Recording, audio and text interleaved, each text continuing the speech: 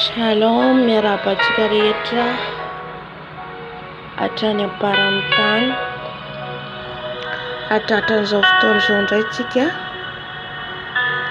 tiraina amin'ny Tompo Andriamanitra. Mpanjakan'izao rehetra izao izay nahary ny lanitra sy ny tany, voninahitra ho azy irery ihany. Amen. Famaranantsika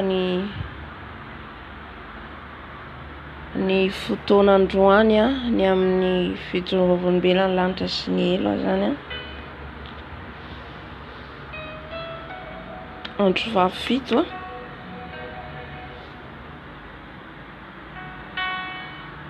androany no mifarana dia hivavaka antsika hisaotra ny Tompo alohantsika voalohany indrindra hatratrara antsika amin'izao fotoana izao hisaotra azy tsika. Aorian'ny fisaorana dia mifona antsika araka ny efa mahazatra antsika, dia aorian'izay tsika mangataka ny rano Jesosy. Aorian'izay koa tsika dia mangataka ny fanahy masina. Aleluia. Tompo raina tsara ny an-danitra ao, mbola misaotra anao zay, misaotra mankasitraka anao ny amin'ny fitiavan-dehibe izay ataonao amin'ny fiainanay. Andriamanitra lehibe, misaotra anao zay Tompo Mpanjaka. Andriamanitra izao rehetra izao tsisy tahaka anao, tsisy azo oharina aminao. Manandratra ny feonay any aminao, any amin'ny avo dia avo. Tompony izao rehetra izao, Andriamanitra mahagaga, Andriamanitra andohalian'ny lohalika rehetra, mitsaoka midera anao, mitsaoka manome voninahitra ny anaranao. Tompo, mangataka Tompo ny fanatrenao feno izao fotoana izao. Misaotra anao zay satria nomenao hery tanjaka izay fahasalamana. Misaotra anao zay satria nomenao zay Jesosy fofinaina. Izany no isaorana ny anaranao, izay karazana ny anaranao. Teraina mandrakariva ianao Mpanjaka ny Mpanjaka, Tompo ny Tompo, mpihe voninahitra. Andriamanitra izao rehetra izao, misaotra anao zay zanakao, ny amin'ny tombonandro menao, ny hery menao, ny fiarovanao isanandro isanandro. Miaro anay manoloana ny fahavalo, manoloana ny fahafatesana, manoloana ny accident. Eo ianao miaro anay manoloana ny fakapanahy. Misaotra anao zay Tompo, misaotra anao lehibe indrindra izay. Mpanjaka any amin'ny avo indrindra ianao, Mpanjaka any amin'ny avo indrindra ianao. Ko misandrata ianao, misandrata Tompo, misandrata lay Tompo ny Tompo, misandrata ianao Tompo malalo. Aleluia. Misaotra Tompo, mankasitraka anao zay Jesosy, fa lehibe ianao. Aleluia. Eto zay dia ifona eto anatrenao Jesosy, ny amin'izay rehetra nataonay tamin'ny fiainanay ka tsy mifanaraka amin'ny sitraponao, nandritra n'ity androandroany ity Jesosy. Ny teny rehetra nalohaka ny vavanay, ny fieritreretana maloto, ny fieritreretana tsy mifanaraka amin'ny sitraponao, mifony izay Jesosy. Satria mieritreritra loto mandrakariva, mieritreritra zavatra ho an'ny tany fa tsy hampandroso ny ara-pananaka. Dia ifona anay izany Tompo, ifona anay eto anaty anao, mifona amin'ny teny rehetra izay niteneninay, mifona amin'ny teny rehetra nalohaka ny vavanay. Ifona izay Dado, mamindrafo aminay, mamelany heloka ny masonay Jesosy, ny fijerinay io Jesosy dia mampanota anay. Ao ny fijery miangatra, ao ny fijery miavonavona mifony izay Dado. mifona ihany koa amin'izay rehetra nalehan'ny tongotray, amin'izay rehetra niraisin'ny tananay, mifona izay Jajany, mifona eto anatrehana, mifona Jesosy satria ao anatin'io fona io feno rombaka sy fiatsaram-belatsy, feno tsy fitiavana, tsy famelan-keloka. Zany no mitambesatra ao anatin'ny fonay, tsy mahay mamela heloka, mitahiry lolo-po, mankahala ny rahavavinay, mankahala ny namanay ka dia hifona eto anatrehanao Jesosy. Mifona Dado, mamindrafo Jesosy, mamindrafo Tompo malalo, mpanjakan'izao rehetra izao, mandohalika, mifona mibebaka, mangataka ny ranao ihany koa izay hanadio anay hanasanay, manomboka any amin'ny lohanay ka hatrany amin'ny fahaladinay. Ny ranao Jesosy manadio ny molotro, ny ranao Jesosy manadio ny foko, ny ranao Jesosy manadio ny masoko, manadio ny sofiko, manadio fieritreretako, ny ranao Jesosy manadio Jesosy ny tanako, ny tongotro, ny ranao manadio manomboka any amin'ny loka hatrany amin'ny fahaladiko, ny ran Jesosy Kristy Tompo baraba shekariaba, manadio any ranao Jesosy, ny ran Jesosy, ny ran Jesosy, ny ran Jesosy manadio, manasa, ny ranao Jesosy, ny ranao lay mahery Jesosy manadio anay manasa anay. Diovy izay ho afa-keloka, ho afa-pahotana Jesosy, ho afaka amin'ny tsy famarirana rehetra Jesosy malalo, kariabash, karabash, halleluja.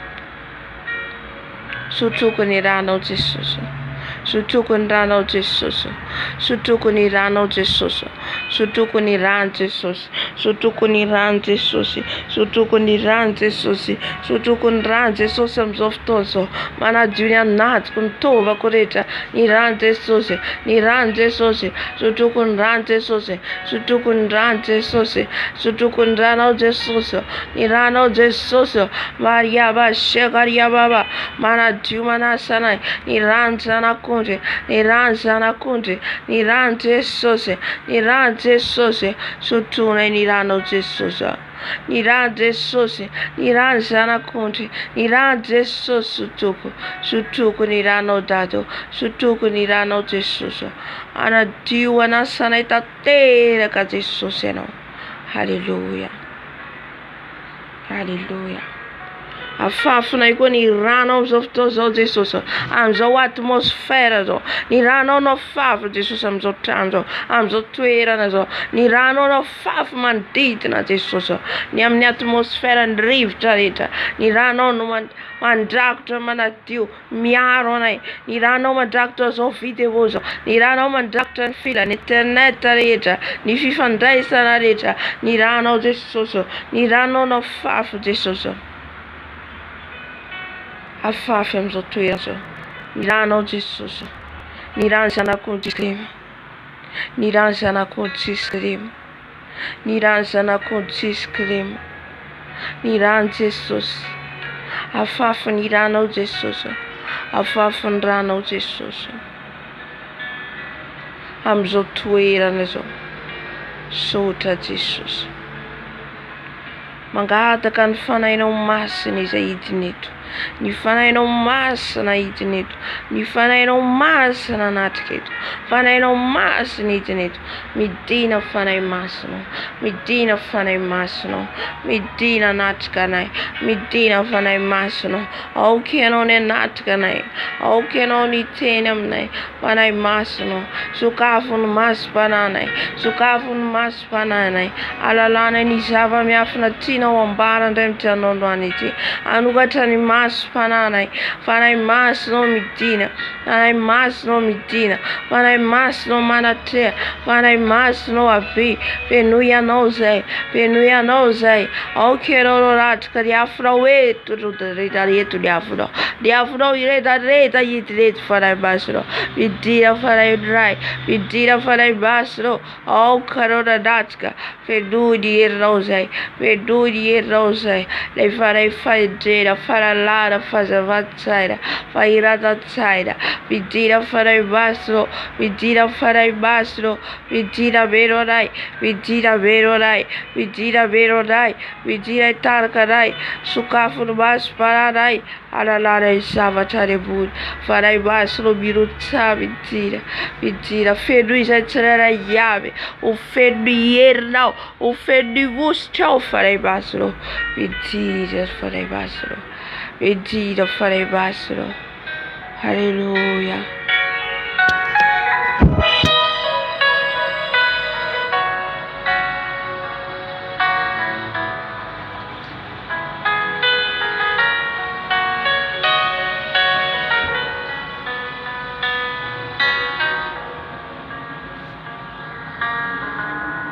Hallelujah.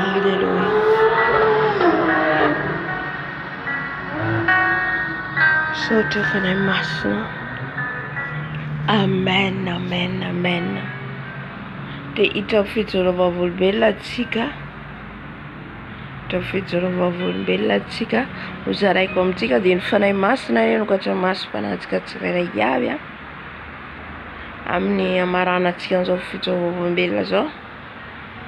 Ary mbola apetratsika amin'ny tompo ihany koa ny fitohisan'ny programa manaraka. Amen.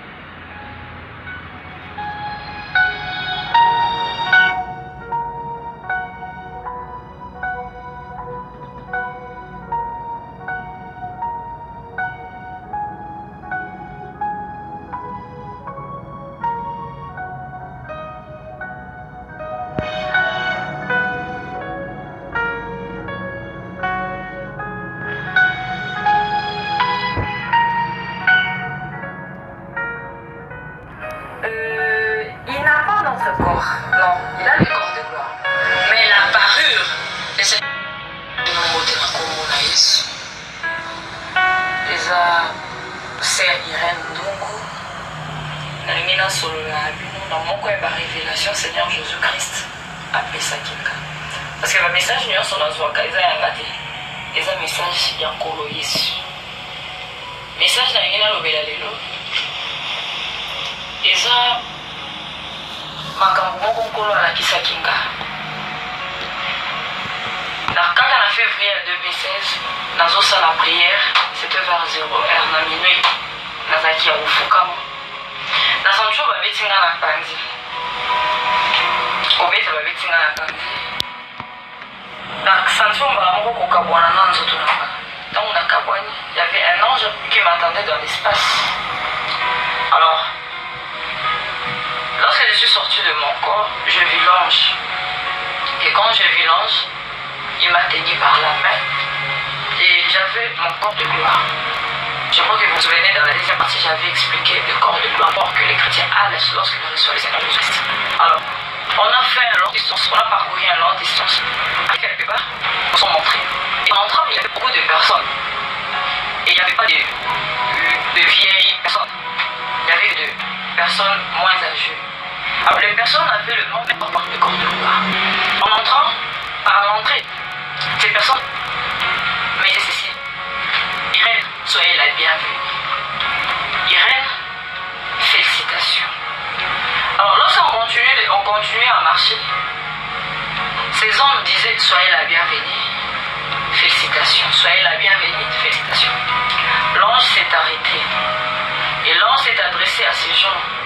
Il les a dit, Irène n'est pas morte, Irène est venue recevoir un message de la part du Seigneur et puis retourner sur la terre.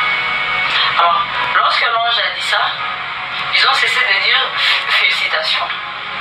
Ils ont commencé à dire soyez la bienvenue, soyez la bienvenue. En avançant, j'ai posé la question à l'ange. Pourquoi est-ce qu'il disait félicitations? L'ange s'est arrêté. L'ange m'a dit Irène,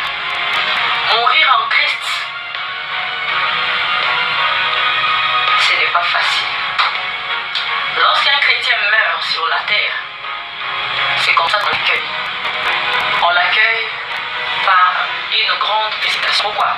La vie sur la terre est un combat. Un combat avec le diable. Raison pour laquelle, lorsque tu es entré, ils ont pensé que tu étais morte. Nous sommes ici dans les lieux de repos. Toutes les personnes que tu vois ici, ce sont des chrétiens morts sur la terre. Et il n'y a que le Seigneur qui félicite les gens après la mort. Et tout chrétien qui meurt, lorsqu'il arrive ici, la première des choses qu'il doit recevoir, c'est une grande félicitation. Parce que la vie qu'elle a reçue, menée sur la terre, était un combat. Et comme elle a triomphé sur les diables, on doit la féliciter. Pour la bienvenue, je ne peux pas demander parce que je connais lorsque vous accueillez une personne, c'est la manière qu'on dit. Alors, quand on a avancé encore de quelque part, il y avait un jeune homme qui m'a appelé Irène, il m'a dit ça va. Je lui ai dit oui, ça va. Alors, l'ange m'a posé la question, tu connais la personne? Je lui ai dit non, je ne le connais pas. L'ange m'a affirmé pour la deuxième fois que tu la connais. Je lui ai dit non, je ne connais pas la personne. La troisième fois, l'ange a, lorsqu'il est arrivé devant lui, on s'est arrêté. Directement, la personne a soulevé sa tête. Lorsque la personne a soulevé sa tête, j'ai vraiment crié. Alors, en criant, qu'est-ce que je disais? Frère Alain Moloto. J'ai vu le frère Alain Moloto dans les lits de repos. Il se repose. Alors, comment est-ce que j'ai su que c'était le frère Alain Moloto? Dans les lieux de repos, l'ange m'a dit que le frère Alain Moloto a 35 ans. Parce qu'il était moins âgé. Alors, je l'ai reconnu par sa parure. Il n'a pas notre corps. Non, il a le corps de gloire. Mais la parure, c'est pas des facilités de le reconnaître. Alors, le frère Alain Moloto m'a appelé Irène. Je vous dis, sur la tête, on ne se connaissait pas. Mais là, il m'a répondu. Irène, ça va. Je lui dis ça va. Directement, je dis à l'ange, en tout cas, je ne rentrerai plus. Moi, je reste ici. C'est que vous pouvez faire comme que mon corps reste là-bas sur la terre, qu'on enterre. Je ne veux plus rentrer. Parce que le Seigneur avait laissé en moi, ma mémoire. L'ange a dit non, Irène, tu dois rentrer. Le message que tu reçois ici, tu dois le dire au Père.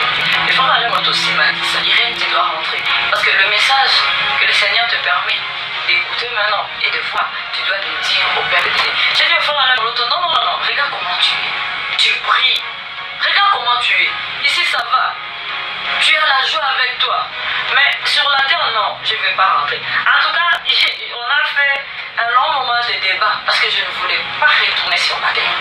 J'avais refusé, totalement refusé. Je leur ai dit, je ne rentrerai pas sur la terre. La terre n'est pas bonne. La terre n'est pas pour moi. En tout cas, ce qui se passe à la terre, je ne saurais pas le supporter. J'ai déjà eu de la joie ici, que je reste seulement ici. Et j'ai dit à l'ange, même, vous pouvez laisser les corps mourir seulement comme ça, c'est pas grave.